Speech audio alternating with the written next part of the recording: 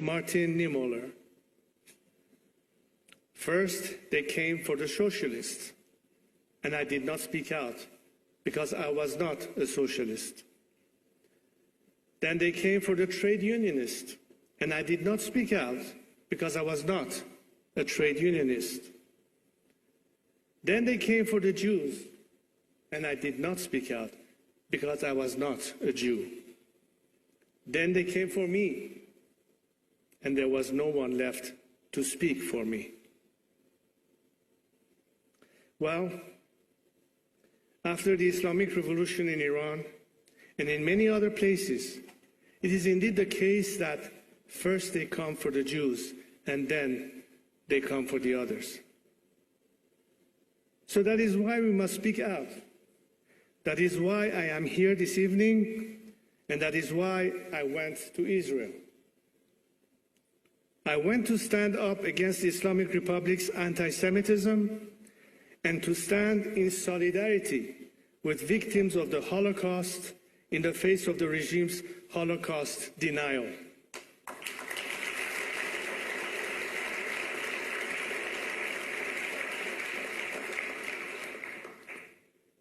I went to mourn with the victims of the regime-sponsored terrorism.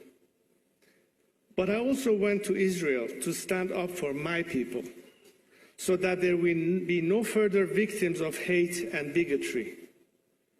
For when we allow the baseless hatred of one group to go unchecked, it inevitably leads to more. That is what happened in my country. My trip to Israel was not merely to stand on principle. I went with a new vision for our region.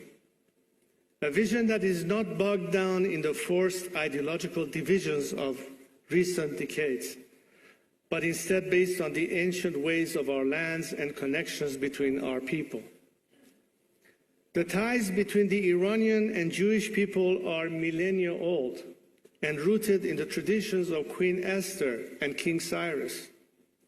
It was in Cyrus's spirit that I went to Israel. Because it is that spirit of tolerance, friendship, and cooperation that is truly representative of the Iranian nation, not the anti-Semitist terrorism and deprivation that the current regime occupying my country represents.